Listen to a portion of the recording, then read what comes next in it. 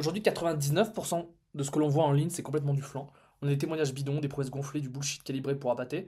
La réalité, en fait, c'est que créer une promesse, c'est facile. Si demain je vous dis je close pour toi ou je te file 1000 € pour chaque personne que je close pas, c'est une offre irrésistible. Mais en réalité, la vraie complexité, c'est pas de créer une offre irrésistible, comme ce qu'on pourrait vous faire croire. La vraie complexité, c'est d'arriver à apporter un résultat concret à vos clients. Transformer en fait un être humain avec ses blocages, ses flemmes, ses croyances en un vrai résultat. Et c'est là que le tri se fait. Avant, entre 2018 et 2020, on le voyait dans les funnels, on avait des énormes promesses. Le marketing était au-dessus de la delivery. Aujourd'hui, pour les prochaines années, pour 2026, le game il a changé. Le marché ne veut plus des promesses, mais il veut des preuves. La nouvelle monnaie, c'est donc les résultats tangibles. Si vous ne pigez pas ça, vous risquez fortement d'être en retard, voire même de mourir. Et dans cette vidéo, je vais justement vous donner 12 clés pour que votre offre ne soit pas juste belle à vendre, mais qu'elle délivre des résultats chez vos clients.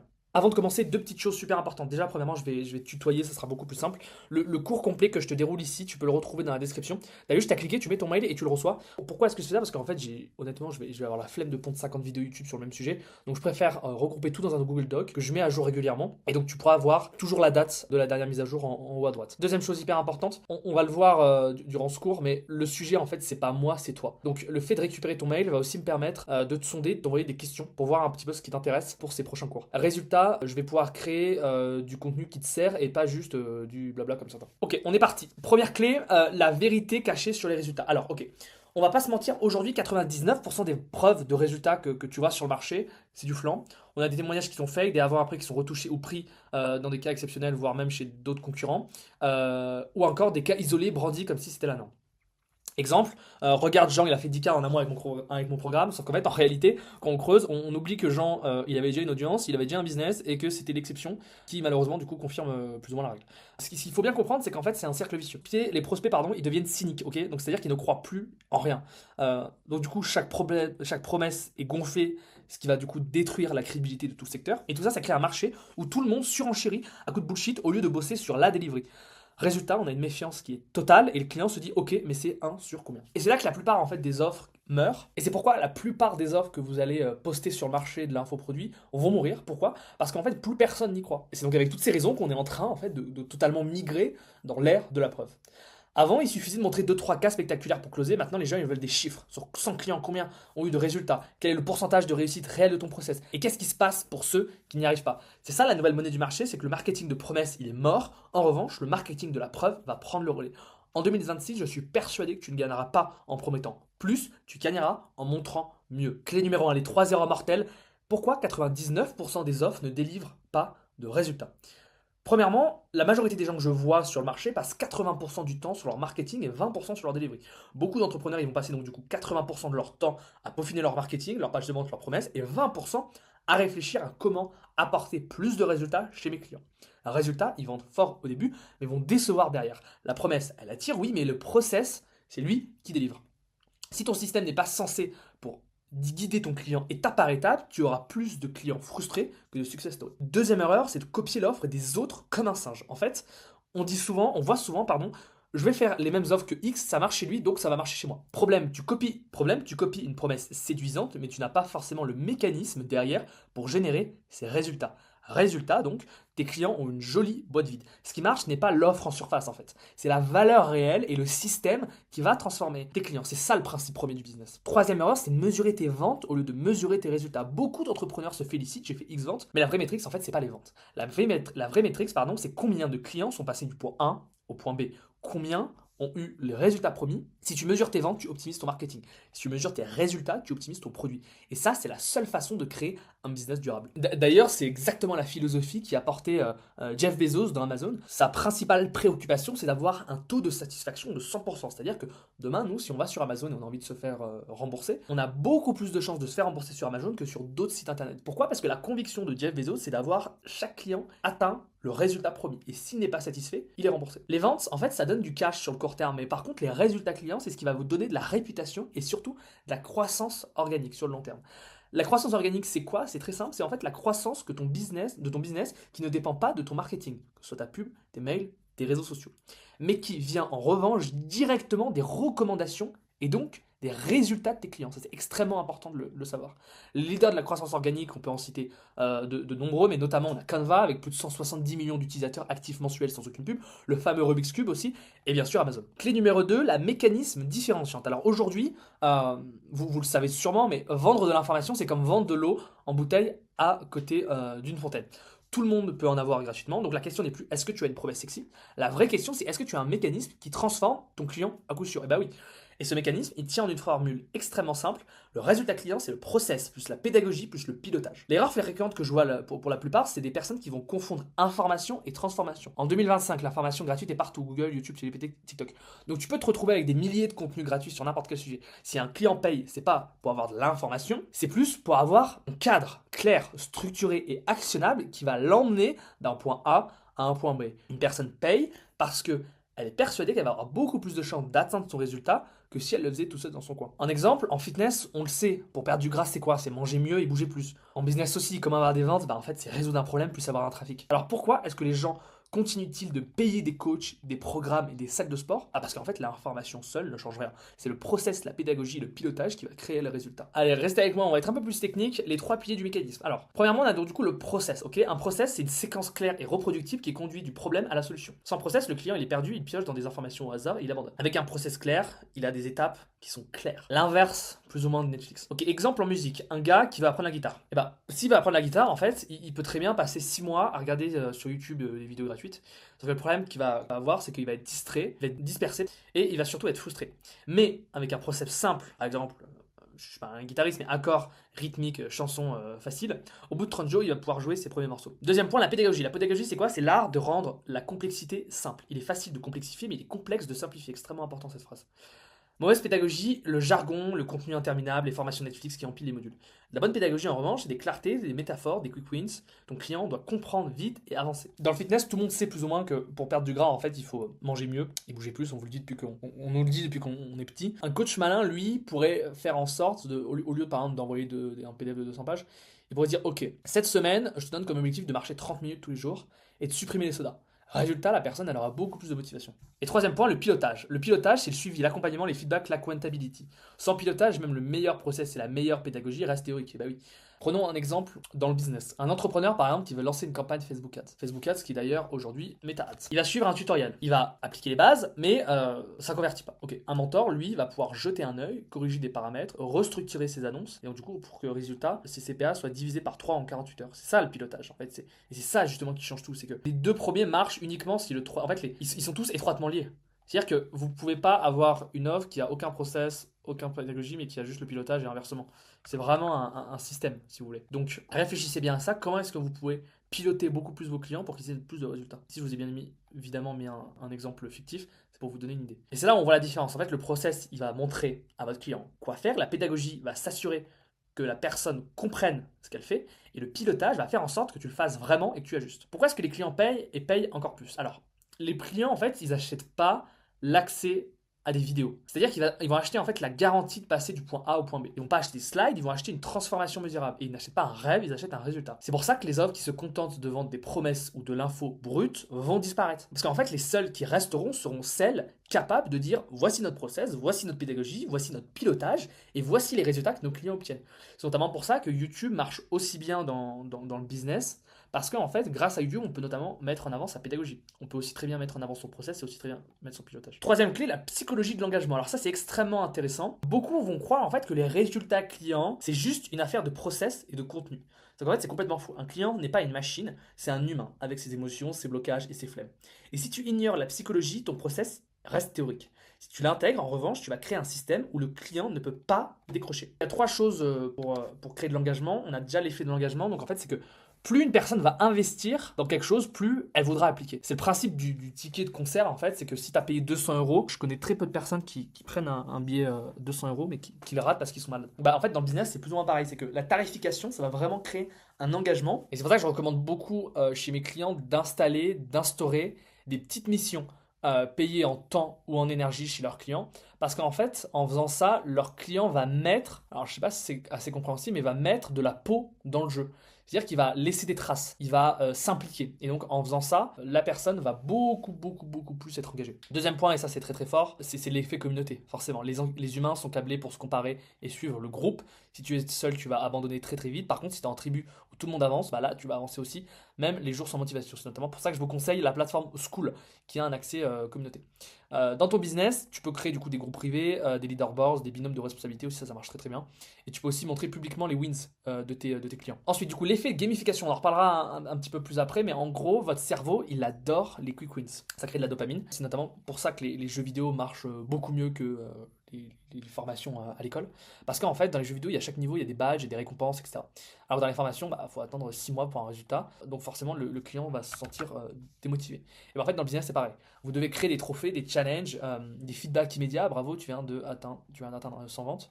Résultat, tu vas transformer ton programme en expérience addictive et tu vas créer de la motivation externe, communauté feedback, qui compense quand la motivation interne disparaît. Clé numéro 4, le syndrome Netflix. Chose que je vois énormément sur le marché français. J'ai eu accès à énormément de formations. En fait, il y a beaucoup trop de créateurs qui tombent dans le piège de j'ajoute. Notamment, souvent, c'est des modules, des leçons. Et en fait, tu comprends pas. Vous avez déjà dû vivre cette expérience dans une formation que vous achetez. C'est qu'en fait, vous comprenez pas, c'est pas clair. Tu reçois 47 mails, tu as un accès, ensuite tu dois y accéder. Après, tu te retrouves avec 12 modules. Dans les modules, tu as des sous-modules. Après, dans les sous-modules, tu as des sous-parties. Enfin, c'est n'importe quoi. En fait, ce qu'il faut comprendre, c'est que la valeur, elle se mesure pas au poids de votre produit. Trop d'informations, ça crée de l'infobésité. J'arrive jamais à dire ce mot. Et donc, du coup, vos clients, ils sont bloqués, ils sont frustrés. Résultat, en fait, votre client, il va ouvrir la formation, il va se retrouver plus avec un buffet à volonté de mauvaise qualité qu'un menu 3 étoiles. Le vrai problème, c'est l'infobésité. En fait, l'infobésité, c'est le cancer de l'éducation. C'est-à-dire que trop de contenu paralyse. Pas d'hierarchie, ça crée la confusion. Et pas d'application, ça crée zéro résultat. C'est comme si qu'un prof de maths, aujourd'hui, vous balancez 200 pages de théorème en PDF en vous disant apprenez ça et tu seras bon. Bah ouais, mais non, en fait. Résultat, tu vas juste fermer ton PDF et tu vas aller sur TikTok. Pourquoi? Parce qu'en fait, les créateurs confondent la valeur perçue et la valeur réelle. La valeur perçue, c'est combien est-ce que. Enfin, c'est ma formation pardon, à 80 heures de vidéo. Elle doit être chère. En revanche, la valeur réelle, c'est est-ce que mes clients ont transformé leur vie après l'avoir suivi. En réalité, je peux comprendre parce que simplifier, ça reste quand même 100 fois plus difficile que de complexifier. Donc il est facile de rajouter du contenu, en revanche, il est difficile de couper, trier, hiérarchiser, simplifier et garder le cœur qui donne les résultats. Un exemple tout bête, Steve Jobs, ce qu'il a bien compris, c'est qu'avec l'iPhone, il n'a pas créé 20 boutons comme avec Android, il a retiré tous les boutons sauf un. Résultat, il y avait un produit culte, ça crée un produit culte quoi. Ce que tu dois faire à la place, pardon, c'est que déjà, tu dois designer comme un ingénieur ton produit, pas comme un prof d'université. C'est-à-dire que chaque module doit être une marche et chaque marche doit être une victoire dans sa vie. Ici, je vous ai mis un exemple d'un produit que j'ai avec une cliente dans la perte de poids. Vous voyez, c'est très très simple. On a 3 étapes. Les marches inutiles, vous me les dégagez. C'est-à-dire que ça va juste faire en sorte que votre client va décrocher. Donc, ce que je peux vous conseiller là tout de suite, c'est de ouvrir votre programme, regardez chaque module et posez-vous cette question. Est-ce que ce module rapproche mon client de son résultat final? Si oui, vous le gardez, sinon tu le vires. Je vais y arriver sur le vouvoiement et le tuto, ne vous inquiétez pas. Ok, deuxième chose, créer un effet de dopamine immédiate. Si vous êtes encore ici sur ce cours, c'est que vous avez eu de la dopamine immédiatement, ce qui vous a fait rester sur le cours. Et c'est exactement ce que vous devez créer dans votre produit, c'est que dès la première heure, votre client doit avoir un mini résultat. En finance perso, il y avait un exemple de Tugan qui était excellent.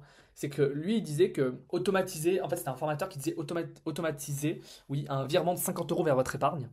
Euh, et donc, on pourrait dire, du coup, désormais, vous êtes désormais une personne qui économise. Ça, c'est génial. C'est-à-dire qu'en fait, tu crées un avant-après chez le prospect dès qu'il rejoint la formation. 50 euros, c'est pas énorme. Et juste en faisant ça, en fait, tu crées une nouvelle étiquette chez ton client. Ce qui va du coup lui créer une quick wins et de la dopamine. Mettre du feedback et du contrôle qualité. Ok, ça c'est extrêmement important. C'est que sans feedback, en fait, ton client, il va croire avancer, mais en fait, il peut très bien se tromper de chemin. Ou pire, il peut se tromper de chemin et pas te le dire. Ça, c'est terrible. Le rôle du pilote, donc toi, c'est de corriger tout ça en temps réel. Un process sans feedback, c'est un GPS qui ne recalcule jamais son itinéraire. Ton client va sûrement finir dans le fossé si tu fais ça. Donc, ce que je te conseille, c'est que là, hop, ici, il y a un exemple dans un funnel, encore une fois, que j'ai avec un de mes clients, où au bout de 7 jours, il y a une campagne d'emailing automatique qui lui demande alors comment ça se passe ton expérience, c'est le nom du produit. Que j'ai. Dans le mail là, ils ont accès à. Je vais y arriver, ils ont accès à ce formulaire. Il va leur demander tout simplement quel est ton objectif, sur une échelle de 0 à 10, quelle est la probabilité que tu recommandes ce produit à une amie, quels sont les éléments que tu apprécies le plus dans ce produit, quelle amélioration rendrait encore plus utile pour toi ce produit, et qu'aimerais-tu que j'ajoute pour que le programme dépasse tes attentes. Ça, c'est extrêmement important, c'est même essentiel pour avoir une courbe de feedback continue. La vraie valeur n'est pas dans le volume d'information, mais elle est dans la clarté du chemin et la friction zéro pour l'appliquer.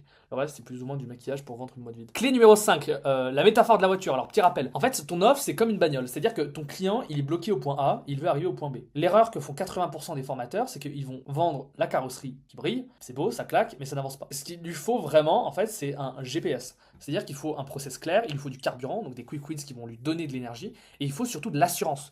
Ton pilotage, ton suivi qui va garantir, en fait, pour qu'il soit garanti qu'il va arriver à destination et qu'il ait confiance en lui. Sans ça, ton client, il va juste finir en panne sur le bord de la route. Clé numéro 6, erreur de débutant que je vois beaucoup, c'est de faire des promesses au détriment de son image. Alors ça, c'est généralement les débutants qui le font, c'est qu'en fait, ils vont promettre beaucoup, par exemple, ajouter 10 000 euros par mois en 100 jours. Ils vont donner beaucoup, donc un gros programme blindé de contenu, de vidéos, d'outils, de framework, etc. Et quand le client n'a pas de résultat, et ben en fait, directement ou indirectement, il va se dire qu'il n'a pas appliqué, qu'il n'était pas engagé, il n'est pas fait pour ça, etc. Donc en fait, ça c'est un cycle de mort classique. C'est-à-dire que tu promets, tu donnes beaucoup, ce que je viens de dire, tu blâmes le client, et après tu recommences. Et en fait, le problème, c'est que donc du coup, ça crée un cycle de mort où en fait, tu vas gagner du coup un peu de cash sur le court terme, mais en fait, tu viens de littéralement flinguer ton image sur le long terme. C'est-à-dire que tes premiers clients qui t'ont donné confiance, t'as pas été capable de leur apporter des résultats. Et blâmer le client, en fait, c'est facile. En fait, c'est comme si qu'un prof te disait, ok, si t'as eu zéro, c'est pas moi le problème. Moi, j'ai fait mon travail, pardon, j'ai fait mon taf. C'est juste toi qui es débile. Et bah, je pense pas que tu gardes du respect très longtemps pour cette personne. La posture en 2025, celle qui va, selon moi, gagner, c'est la posture du formateur, de la personne qui va dire, en fait, je dis le formateur, mais c'est aussi, ça peut très bien s'adapter pour des agences, des mentors, etc., bien évidemment, mais c'est que en fait, tu n'es pas responsable de tout, on est d'accord? Donc, tu as la motivation de ton client, tu as les excuses, tu as la flemme, etc. Mais tu es 100% responsable du cadre. Ton job, c'est pas d'aller chez lui et lui mettre un coup de pied au cul. Par contre, ton job, c'est de créer un environnement où le client il se sent bien. Il a un process clair, il a des quick wins, il a un suivi, il a des relances.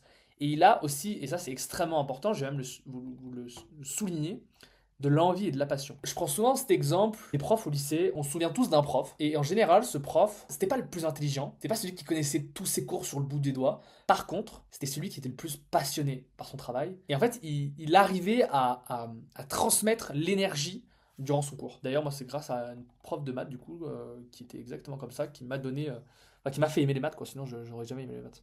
En résumé des actions que tu dois faire, c'est que déjà, premièrement, arrête de surpromettre, mesure la bonne métrique, pas combien j'ai vendu, mais combien est-ce qu'ils ont atteint, combien de mes clients ont atteint le résultat, et surtout, améliore ton delivery en continu.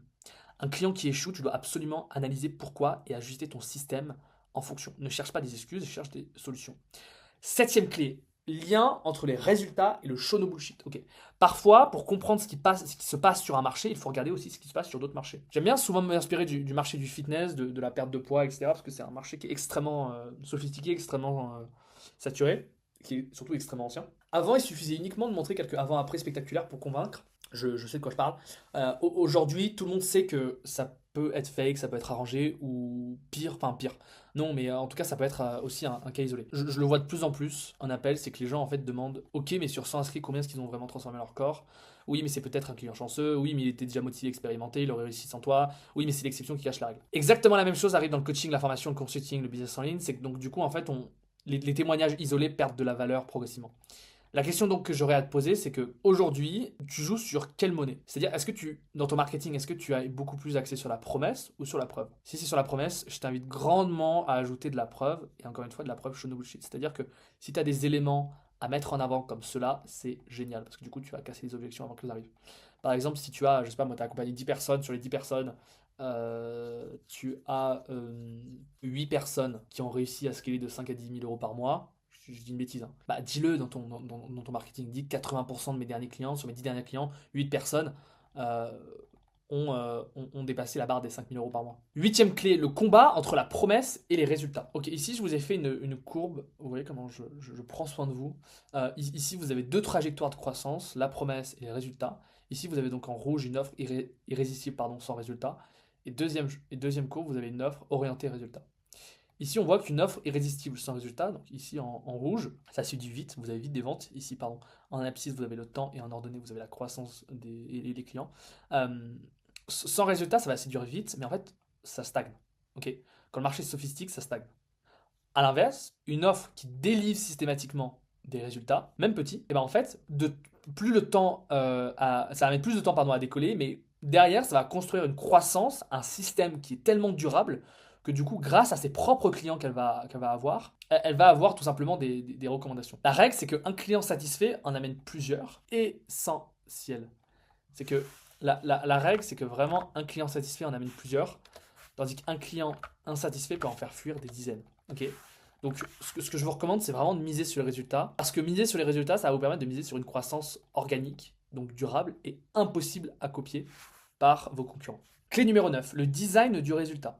La plupart des entrepreneurs, ils vont concevoir leur offre en pensant contenu. C'est-à-dire qu'ils vont se dire, ok, je vais mettre 10 modules, 50 vidéos, 3 appels de coaching. Le problème, c'est que le client ne veut pas de contenu, il veut un résultat. Un bon entrepreneur doit penser différemment. Il ne vend pas du coup du contenu, mais il vend une transformation finale. Puis, il construit son offre en partant de ce résultat et en remontant en arrière comme un ingénieur inversé. Je vous donne un exemple. SpaceX, en fait, ne vend pas juste des fusées. Il vend une mise en orbite réussie.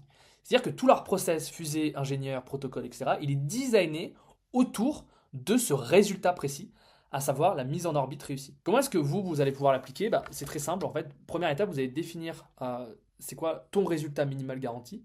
Deuxième étape, tu vas construire ton contenu autour de ces résultats, pas l'inverse. Chaque module, chaque outil, chaque appel doit exister parce qu'il rapproche ton client de ce résultat. Et étape 3, tu vas devoir simplifier. Là, c'est le plus dur. C'est que tu dois absolument faire en sorte que ton client se disperse le moins possible. Moins il va se disperser, plus il aura de résultats. Petite to do pour vous, c'est que vous pouvez écrire là tout de suite ton résultat minimal garanti sur une feuille. Et en fonction, tu fais ce process. La clé numéro 10, ça va être la loi de la friction nulle. L'ennemi numéro 1 quand on veut apporter des résultats chez nos clients, c'est la friction.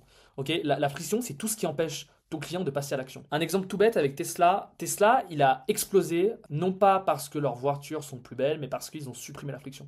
Okay, quand tu as une Tesla, tu n'as pas besoin d'aller à la station, tu recharges chez toi. Tu n'as pas de mise à jour compliquée, tout est automatique. Tu n'as pas de concession interminable puisque tu achètes directement en ligne. Et ça, directement, tu peux l'appliquer facilement à ton business. En fait, ton job, c'est de transformer ton parcours client en une autoroute sans péage. Et ça, en fait, tu peux directement l'appliquer à ton business. C'est-à-dire que en fait, ton job va être de transformer ton parcours client en une autoroute sans péage. Donc, ce que je te recommande, c'est de simplifier l'accès et les étapes, de retirer les blocages et de donner des victoires rapides pour entretenir la motivation constamment. Tu dois voir tes clients comme des gogoles, vraiment. C'est-à-dire que c'était Badis qui parlait de ça, c'est qu'il parlait de la mentalité Google Proof, c'est exactement ça. C'est-à-dire que tu dois faire en sorte, tu dois imaginer tes clients comme des gogoles, littéralement, pour leur donner de la simplicité. Et la simplicité, c'est ce qui va créer les résultats. Et donc pour ça, ce que je te conseille, c'est de découper pour faire exécuter tes clients. C'est-à-dire qu'en fait, le principe, c'est qu'entre le point A de ton client et le point B, il n'y a pas que 3 étapes, en fait. Ça, c'est dans le marketing qu'on dit qu'il y a 3 étapes. En réalité, il n'y en a pas du tout. Dans un produit, il y en a environ 20. Ok. Donc, c'est-à-dire qu'il y a environ 20 grandes étapes entre le point A et le point B. Par grosses étapes, il y en a 15 petites étapes. Et par petites étapes, tu as environ 3 mini-étapes. Ok. Donc, ton job, ça va être de rendre ce labyrinthe un petit peu compliqué en idiot. Ok. C'est-à-dire qu'il faut vraiment qu'un idiot puisse l'appliquer clic par clic sans réfléchir. Exemple tout bête, basique, c'est que pour construire un funnel de vente. Ok. Donc, point A, la personne n'a pas de funnel de vente. Point B, la personne elle veut créer un funnel de vente complet et prêt à être posté en ads, par exemple. La structure macro, donc les 20 grosses étapes, ça va être de rechercher l'avatar. C'est une étape. Construire une promesse, construire une offre, construire sa VSL, construire la page d'opt-in, etc. Vous voyez où je veux en venir. L'étape, donc l'une des grandes étapes qui est du coup la VSL. Ici, vous avez 15 petites étapes. Par exemple, trouver le titre, scripter, tourner, monter, héberger. On pourrait même aller un peu plus dans le détail. Et derrière, par chaque petite étape, vous avez 3 mini-étapes. Par exemple, pour trouver le titre de sa VSL, headline, vous devrez ouvrir un Google Doc, écrire 10 titres et tester auprès de, par exemple, de 3 pairs, 3 clients, 3 amis. Et garder la première. Et donc ça, vous voyez bien que ça, c'est un travail colossal que vous devez faire pour vraiment avoir une formation adaptée pour les gogoles, un accompagnement ou autre, pour pouvoir permettre en fait que le plus grand des gogoles puisse s'appliquer et encore une fois que ça ne prenne pas de charge mentale chez vos clients pour qu'ils l'atteignent, pour qu'ils obtiennent des résultats. La clé numéro 11, c'est le contrat psychologique que tu as avec tes clients. Quand un client en fait achète chez toi, c'est assez marrant. C'est qu'en fait, il y a 2 contrats. Il y a le contrat officiel, c'est qu'il paye et tu lui donnes accès à ton programme. Mais il y a aussi le deuxième contrat qui est invisible, qui est je te donne de l'argent, donc toi, en retour, tu dois me donner un résultat. Et c'est souvent ce deuxième contrat qui fout le bazar. En gros, le problème, c'est quoi? C'est que beaucoup d'entrepreneurs ne posent aucun cadre psychologique clair. C'est-à-dire que résultat, en fait, le client croit qu'il achète une garantie automatique du succès et toi, tu crois qu'il achète un process qu'il doit appliquer. Et là, c'est clash inévitable parce que donc du coup, tu as de la frustration, des mauvaises avis, des excuses de partout. Bref, c'est la cata. La solution pour pallier à ce genre de problème, c'est de définir clairement les responsabilités dès le départ de chacun. Ce qui va dépendre de toi et ce qui dépend de ton client. Pourquoi est-ce que ça change tout? Parce que sur des 100% de tes clients qui vont être frustrés, il y en a 80% qui vont être éliminés. Grâce à ça. Je dis pas que tu vas pas les avoir comme clients, non. Juste, ils vont pas être frustrés. Parce qu'ils vont pas attendre que ça tombe du ciel. Deuxième point, notamment, d'ailleurs, je te le conseille de faire ce contrat. Alors, ça peut être un contrat durant un appel, par message. Je parle pas d'un contrat papier, hein. Mais je te conseille de le faire après l'achat. Tu vends, tu marketes ce qu'ils veulent et tu leur livres ce qu'ils ont besoin. Deuxième point, tu renforces aussi ta crédibilité parce que forcément, tu montres ce que tu prends pardon, ta part de responsabilité, mais pas celle du client. Ah ouais, forcément. Et troisième point, tu augmentes l'engagement. C'est-à-dire que quand c'est dit noir sur blanc, les gens respectent davantage les deals. Clé numéro 12, avant-dernière clé, la loi des petits résultats ou comment transformer ton offre en jeu vidéo. Alors ça, c'est passionnant. Les clients, en fait, ils ne veulent pas attendre 6 mois pour un grand résultat final. Ils veulent des petites victoires rapides, visibles et motivantes. C'est ça qui crée la dopamine, la motivation et derrière la persistance. Ici, je vous ai mis un magnifique petit schéma. En fait, l'école, plus ou moins, en fait, les jeux vidéo sont l'ennemi de l'école et l'école est l'ennemi des jeux vidéo. Pourquoi? Parce qu'en fait, les jeux vidéo sont bien plus intelligents que l'école. Je vous explique. Déjà, premièrement, en termes de temporalité, à l'école, on bosse pour quelque chose de lointain. Un diplôme dans 10 ans pour avoir un job dans 15 ans. Alors qu'à l'inverse, dans les jeux vidéo, on fait une action tout de suite pour un résultat immédiat. Deuxième point, il y a le feedback. À l'école, si tu échoues à un examen, tu le sais plus ou moins dans 6 mois et encore. Alors que dans les jeux vidéo, quand tu rates un niveau, tu sais immédiatement pourquoi ça n'a pas marché. Donc du coup, tu réessayes, tu progresses, et donc du coup, ton cerveau, il adore parce qu'il voit qu'à chaque échec, tu as une information exploitable. Troisième point, la progression. À l'école, les étapes sont plus ou moins floues, tu n'as pas vraiment de vision sur ton avancée, sur le programme, etc., même s'ils essayent.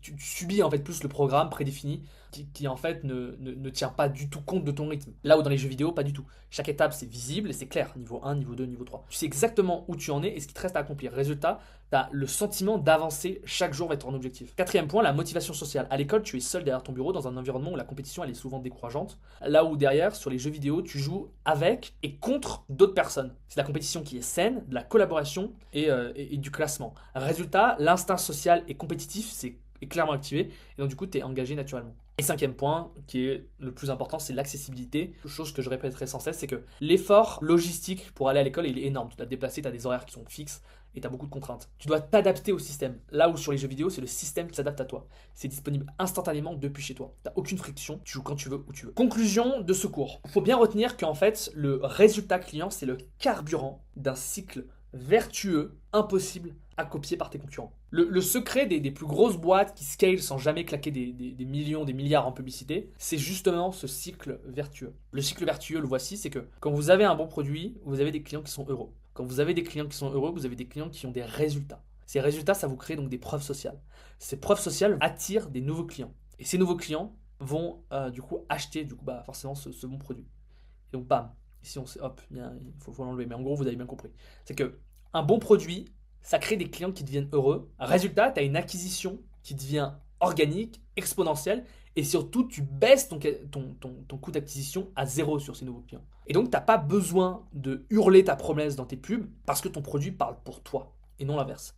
Et c'est ça la croissance virale par le design. Je vous ai parlé d'Amazon, mais vous avez aussi Duolingo qui l'a extrêmement bien fait. C'est qu'avec Duolingo, chaque jour, tu gagnes des flammes, il me semble. Et donc, du coup, ça te crée des micro-preuves. Tu peux en plus très facilement partager à tes amis ou sur Insta. Et donc, en fait, ça crée le cycle vertueux. Pour moi, et je ne suis pas le seul, le marketing de la promesse est en train de mourir. Et le marketing de la preuve va littéralement décoller. Merci de m'avoir écouté, j'espère que ce cours a été enrichissant pour vous. On se retrouve dans une prochaine vidéo pour parler d'un tout nouveau sujet qui me tient à cœur. Et d'ici là, n'hésitez pas à commenter, à vous abonner ou autre. J'ai pas trop l'habitude, c'est ma première vidéo YouTube, j'espère que ça a été assez clair. N'hésitez vraiment pas à me dire en commentaire s'il y a des pistes d'amélioration, si vous voyez des choses qui vont ou même qui vont pas aussi. On se dit à la prochaine, c'était Martin et salut.